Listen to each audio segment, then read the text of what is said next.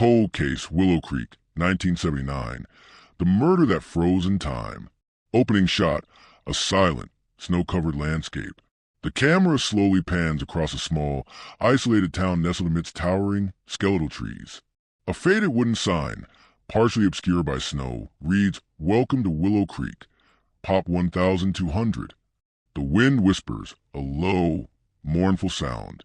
Black and white archival photographs of Willow Creek in 1979 flash across the screen. Children bundled in heavy coats, a single street lamp illuminating falling snow, a vintage car driving down a deserted road. Narrator, Detective Alex Miller. Voiceover, calm, measured, yet carrying a weight of solemnity. Willow Creek is a name that evokes images of quiet beauty, of nature's serene embrace. But for those who lived there in the winter of 1979, the name became synonymous with fear, suspicion, and a chilling mystery that has haunted generations. This wasn't just a town. It was a casket, sealed by snow and silence, holding a secret far colder than any winter night. My name is Detective Alex Miller. My job is to unearth the truth buried beneath decades of dust and despair. This is the story of Lena Marlowe, a young woman whose life was brutally extinguished, leaving behind a wound that Willow Creek never truly healed. A murder that froze in time, waiting for the thaw of new evidence. Transition to archival photos of Lena Marlowe, a bright-eyed young woman, maybe laughing with friends or posing awkwardly for a school picture. She seems full of life, a stark contrast to the grim setting. Narrator, Lena Marlowe was just 19, fresh out of Willow Creek High. She worked at the local general store, saving up for art school. She had a quiet determination, a spark that yearned for something more than the endless cycle of winter and isolation that defined Willow Creek. Lena was known for her kindness, her gentle spirit, and creativity that often felt out of place in such a pragmatic town. But on the night of December 14, 1979, that spark was cruelly snuffed out, leaving only darkness in its wake. Section 1. The night the lake claimed its secret. Scene, a reenactment of a desolate, snow-covered road. A solitary figure, Lena, bundled against the cold, walks with purpose, her breath misting in the frigid air. The wind howls, carrying snowflakes that sting the skin. Narrator. The evening of December 14th began with an unusual warmth, a brief reprieve from the bitter cold. Lena had finished her evening shift at Miller's general store around 8 p.m. She'd said goodbye to old Mrs. Miller, who always fussed over her like a granddaughter, and started her walk home. It was a familiar route, past a few scattered houses on the outskirts of town, then a short cut along the path that bordered the vast, frozen expanse of Lake Serenity. Flash to a grainy photo of Miller's General Store, 1979. Then a shot of frozen lake, vast and eerie under a pale moon. Narrator. No one reported anything out of the ordinary. No suspicious vehicles, no strange figures. Just the usual quiet hum of a town settling down for the night. The temperature, however, began to drop sharply after midnight, ushering in a brutal cold front, and it was in the icy grip of this returning winter that Lena Marlowe was found. Scene, reenactment. A figure, a local trapper named Jedediah Stone, his face etched with worry, discovers something chilling near the lake's edge. He recoils, dropping his traps. Narrator. It was Jedediah Stone, a grizzled trapper who knew the lake like the back of his hand. He was checking his lines just before dawn on December 15th, the thin light barely piercing the heavy, frost-laden air. His old hound, Bess, started whimpering, tugging him toward a cluster of snow-covered reeds at the lake's edge. What Jedediah found it would forever shatter the fragile peace of Willow Creek. Police siren wails softly in the distance, then fades. The scene cuts to a somber shot of police lights flashing faintly in the pre-dawn gloom. Narrator. Lena Marlowe lay partially concealed among the reeds, half frozen into the ice. Her vibrant blue scarf, a gift from her mother, was missing. Her art portfolio, usually clutched tightly, was gone. The snow around her was disturbed, a violent struggle evident, yet oddly pristine in places, as if the cold itself had preserved the scene, while simultaneously obscuring crucial details. Police report excerpt, case file #79, WC 015, date. December 15th, 1979 time, 6:12 a.m. Officer. Sheriff Thomas Brody location. Shoreline of Lake Serenity, approximately 0.5 miles west of Elmwood Road. Victim, Marlo Lena Marie F., 19. Observations. Victim discovered by civilian witness, Jedediah Stone. Body partially frozen into ice near reeds. Apparent severe blunt force trauma to head and upper torso. Signs of struggle at scene. No weapon recovered. Footprints observed in fresh snow, partially obscured by snowfall. Minimal blood evidence due to extreme cold and ice. Initial assessment, homicide. Time of death estimated between 10 p.m. and 2 a.m., December 14th to 15th. Scene. Close-up on a forensic photograph of the crime scene. Blurred, respectful, but conveying the brutality. The ice looks sharp, unforgiving. Narrator. Sheriff Thomas Brody, a man who had served Willow Creek for 20 years, was the first law enforcement on the scene. He knew Lena, had watched her grow up. The sight of her, so young, so full of promise, reduced to a frozen tableau, broke something inside him. The savagery of the act, committed in their quiet, close-knit community, sent a collective shiver through the town, a cold that settled deep into their bones. Archival interview. Sheriff Thomas Brody, 1980, grainy footage, weary voice, eyes haunted. It was indescribable. Lena, she was just a kid. Didn't deserve, no one deserves that. The lake, it was like it swallowed everything. The evidence, the truth, it just froze over with her. Section 2, the chill of suspicion and whispers. Scene, reenactment. Sheriff Brody and his deputies, bundled in heavy winter gear, meticulously combed the snowy, icy crime scene. Their breath clouds the air. The vastness of the lake and the falling snow make their efforts seem almost futile. Narrator. The initial investigation was a desperate race against the elements. The extreme cold, while preserving Lena's body, also made forensic collection a nightmare. Fingerprints were scarce. DNA analysis was still science fiction, and the fresh snowfall that night had both captured and obscured crucial details, making the footprints found around the body difficult to interpret. Flash to a newspaper clipping. Willow Creek Gazette, December 17, 1979, teenager murdered by lake. Sheriff vows justice. Narrator.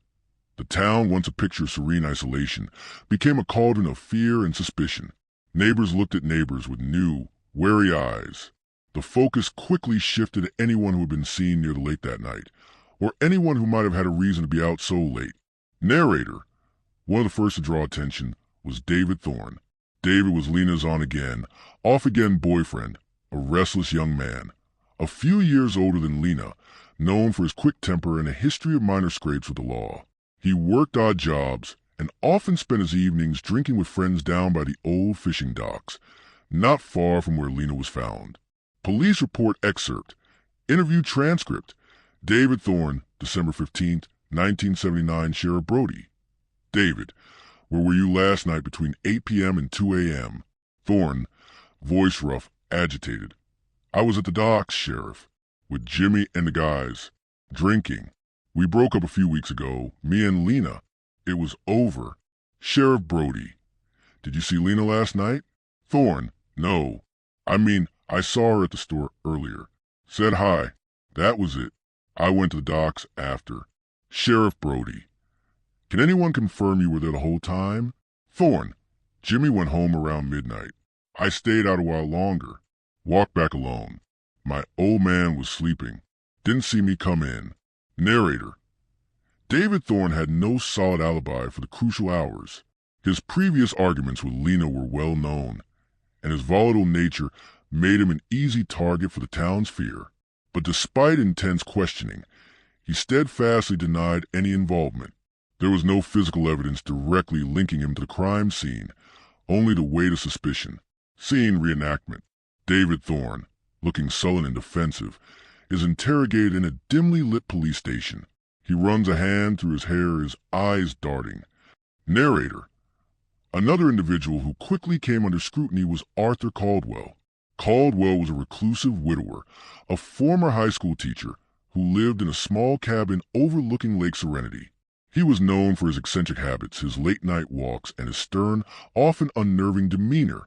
Lena had once been his student, and he was known to sometimes linger at Miller's general store when she was working. Police report excerpt. Interview transcript. Arthur Caldwell, December 16, 1979, Sheriff Brody. Mr. Caldwell, were you out walking last night? Caldwell, calm, almost unnervingly so. I often take a constitutional. Sheriff, the night air is quite invigorating. Sheriff Brody, did you see Lena Marlowe? Or anything unusual near the lake? Caldwell, I saw nothing out of the ordinary. The lake was quiet. The cold was profound. Sheriff Brody, you knew Lena, didn't you? She was your student. Caldwell, a bright girl, a keen artistic eye. A shame, a terrible shame. Narrator, Caldwell's detached manner and his proximity to the crime scene made him a person of interest. Yet, he offered no concrete alibi, simply stating he was home after his walk. Like David, there was nothing to definitively connect him to Lena's murder. The town whispered about Caldwell's strangeness, but without proof, the investigation stalled. Scene, a montage of 1979 Willow Creek. People huddling in groups, faces etched with fear and distrust, curtains twitching as cars pass. The atmosphere is thick with unspoken anxieties. Narrator, days bled into weeks, weeks into months. The initial flurry of police activity dwindled to quiet frustration. Sheriff Brody and his small department were overwhelmed. The murder weapon, a blunt object, was never found. Lena's blue scarf and art portfolio vanished without a trace. The footprints in the snow, once a potential lead, remained an enigma. The case, like the frozen lake itself, became solid ice. Lena Marlowe's murder became Willow Creek's cold case. Archival interview, Martha Miller, owner of Miller's General Store, 1980, tearful, voice trembling. It was like the light went out of the town. Everyone looked at everyone else like they were hiding something. The cold just seemed to seep into everything. And Lena, she just became a ghost that never left. Section 3. Decades in the Deep Freeze. Scene, time-lapse photography of the Willow Creek sign, showing seasons changing, years passing. The town slowly modernizes, but the underlying somberness remains. The camera focuses on a frozen lake, then a shot of an old police station, now looking dilapidated. Narrator, for nearly 40 years, the murder of Lena Marlowe remained Willow Creek's darkest secret, a haunting whisper in the winter winds. It became a cautionary tale, a wound that never truly closed. David Thorne eventually left town, his life forever shadowed by suspicion, though he always maintained his innocence. Arthur Caldwell continued his reclusive life until his death in the late 1990s. The mystery surrounding him never truly resolved. Sheriff Brody retired a few years after murder, a haunted man, the unsolved case's greatest failure. The case file, thick with inconclusive reports, faded photographs, and endless dead ends, gathered dust in the cold case archives, a testament to a truth lost to time. Scene, a modern police station. Fluorescent lights hum with a sterile glow. Detective Miller sits at a desk, surrounded by stacks of old case files. He carefully opens a brittle, yellowed file labeled Marlowe, Lena M., 1979. Narrator, but some cases refuse to die. They linger, waiting for the right moment, the right pair of eyes, and the right advancements in technology. In 2018, as part of a state initiative to review unsolved homicides, Lena Marlowe's file landed on my desk. I'd heard the whispers about Willow Creek, the town where the cold went deeper than the snow. And as I began to pore over the brittle pages, the chill of history, of injustice, seeped into my bones. Close up on Detective Miller's hands as he carefully examines old photographs, magnifying glass in hand. He points to a detail in the blurry photo. Narrator, the original investigation, while thorough for its time, lacked the sophisticated tools we possess today. My first step was to revisit every single piece of physical evidence that Sheriff Brody had meticulously preserved against all odds, and it was there in an old evidence box, tucked away like a forgotten memory, that I found it. Scene, close up on a small sealed plastic bag containing a fragment of fabric. Then a close-up on a microscope screen showing microscopic fibers and a single hair strand. Narrator: a single, almost microscopic fragment of blue wool fiber, found clinging to Lena's winter coat, had been dutifully collected and cataloged. In 1979, it was simply blue fiber. Today, it was a potential gold mine. Our state lab ran the sample. The results were immediate and startling. The fiber was identified as a specific type of wool, dyed with a unique, custom blend of pigments.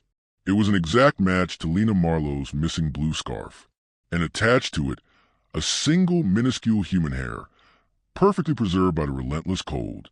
Scene: Detective Miller makes a phone call, his expression grim but focused. Narrator: with that hair, we finally had DNA. A 40-year-old ghost was ready to speak. Section 4: The Thaw and the Unmasking. Scene: Detective Miller and a young, tech-savvy forensic expert revisit the crime scene at Lake Serenity. The lake is still vast, but the shoreline is now more developed. They use modern equipment to scan the area, comparing it to old photos. Narrator: the DNA profile was uploaded to national databases. It took weeks of meticulous cross-referencing, but we finally got a hit. Not a direct match to a known criminal, but a familial match. The DNA belonged to a direct descendant of a man who was very much alive and still living in Willow Creek. A man who, in 1979, was not considered a primary suspect, but rather respected, albeit quiet, member of the community. Flash to a modern photograph of an older, distinguished-looking man, Robert Bobby Vance. Then a black and white photo of him from 1979, looking younger, a bit shy. Narrator: Robert Vance, known to everyone as Bobby. In 1979, he was a quiet, unassuming young man, Lena's age, who worked at the local lumber mill. He was known for being a bit awkward, a loner, but harmless. Sheriff Brody had interviewed him briefly, as he often walked home past Miller's General Store. But Bobby claimed he was home by 8:30 p.m. that night reading. His elderly mother, who was hard-hearing, had corroborated his alibi, though vaguely. Interview transcript: Detective Alex Miller, Robert Vance, 2019. Vance is elderly, frail. His hands tremble. Miller: Mr. Vance, we reopened the Lena Marlowe case. Vance: voice thin, raspy. Lena, a tragedy. Always felt for her family. Miller: we have new evidence. DNA: it points to a familial match with you. Vance: a flicker of fear in his eyes, quickly hidden behind a blank stare. Impossible. I was home. My mother, she'd attest to it. Miller: your mother passed away in 1998, Mr. Vance. She can't. Vance: then it's just my word. And I've always been an honest man. Narrator: the DNA was undeniable. It wasn't Robert Vance's directly, but it was from his immediate family line. His sister's son, a nephew who had been tested for a minor offense years ago. When confronted with a familial link and specific fiber evidence, Robert Vance, now a fragile old man, finally broke. The story he told was heartbreakingly mundane, a twisted tale of unrequited affection and desperate rage. Interview transcript: Robert Vance, 2019, recorded, voice trembling with age, punctuated by sobs. I loved her, you see. Lena: she was the only one who ever saw me, really saw me. I used to wait for her, just to walk a little ways with her from the store. That night, I saw her walking by the lake path. I had her scarf, you know. I'd picked up a few days before. She dropped it near the store. I wanted to give it back. I wanted to talk to her. But she laughed. She said she was going away to art school and she couldn't take me seriously. She said I was a child. I begged her, told her I'd go with her anywhere. She tried to pull away. She called me a creep. And then, I don't know, something snapped. I had a piece of firewood for my walk. I hit her. Once, maybe twice. She fell into the reeds. I saw her portfolio. I hated it. All those pictures of places that weren't Willow Creek. I threw it in the lake. I threw the scarf in too. I just ran. I ran home. My mother, she didn't see me. Not really. I couldn't bear it. Narrator: the confession was devastating. It painted a picture of a desperate, lonely young man, consumed by an obsessive love, whose fragile psyche shattered when faced with rejection. A simple, tragic encounter that escalated into brutal murder. Robert Vance was arrested. Willow Creek finally had its answer, or so it seemed. Section 5, The Unsettling Thaw. Scene: Detective Miller sits alone in his office. Late at night, he rereads a small, faded note found tucked inside Lena Marlowe's old high school yearbook, which had been among her personal effects returned to the family after the original investigation. It was dismissed as a friendly note at the time. Narrator: As I prepared the final report, a nagging doubt persisted. Something about Robert's confession felt incomplete. He claimed a single panic blow with a piece of firewood. Yet the original autopsy report described multiple severe blunt force trauma injuries to both the head and upper torso, far more consistent with sustained, brutal attack than a single, desperate lash-out. And then there was a note, tucked into Lena's yearbook. On the page opposite her own photo, a small, folded piece of paper, written in a hurried, almost frantic hand. Close up on the note, faded ink, a drawing of a small broken bird, and beneath it, a series of seemingly random letters and numbers. Lake, 10 p.m. Not alone, he knows. Narrator: Lake, 10 p.m., the time and general location of Lena's death. Sage, Caldwell's house. Arthur Caldwell, the reclusive former teacher whose cabin overlooked Lake Serenity, not far from where Lena was found. Not alone. And then the final chilling entry: he knows. Scene: Detective Miller stands by the now empty lot where Arthur Caldwell's cabin once stood, now just a concrete foundation. The wind whips around him, carrying the faint sound of distant traffic. Narrator: Robert Vance confessed to being alone with Lena. He confessed to a single, panicked act. But Lena's note, written perhaps just hours before her death, suggested a prearranged meeting at the lake, specifically near Caldwell's house, at 10 p.m. in a mysterious presence, not alone. And who was he knows? Why would Lena go to a secluded spot with Robert Vance if she was rejecting him? And why was Arthur Caldwell's house mentioned in conjunction with not alone? And why did the trauma on her body suggest more than a single, desperate blow from a piece of firewood? Scene: Detective Miller stands by the frozen lake, looking out at the vast, silent expanse. The wind howls, carrying the echoes of unanswered questions. Narrator: The truth, I realize, was far more complex and infinitely more sinister than a simple lover's quarrel. Lena Marlowe wasn't just rejecting an admirer. She was perhaps meeting someone or confronting something. Something involving Arthur Caldwell and the implication of a he-knows figure. Was Caldwell involved? Was there another individual? A third man in this cold, dark equation?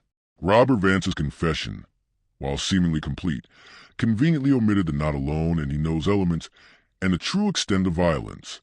It was a partial truth, designed perhaps to protect a deeper, darker secret or to simplify a more complicated, premeditated act.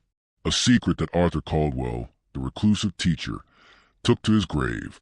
Scene: Close up on Detective Miller's face, a look of profound unease, almost resignation. Narrator: Robert Vance went to prison. Arthur Caldwell died years ago, taking his secrets with him. But the identity of the he knows remains unknown. The note, the conflicting injuries, the carefully constructed partial confession, they leave a chilling implication. That Lena Marlowe's murder was not a crime of desperate passion, but perhaps something more organized, more sinister. And that the true nature of the darkness that consumed her and the identities of all those involved may forever be lost to the frozen silence of Willow Creek. Some truths, it seems, are too dangerous to ever fully thaw. Final shot: the desolate, snow-covered landscape of Willow Creek. The camera slowly pulls back, making the town seem small and isolated, almost consumed by the vast, silent wilderness. The wind continues to howl, a mournful lament over a secret still held tight by the ice.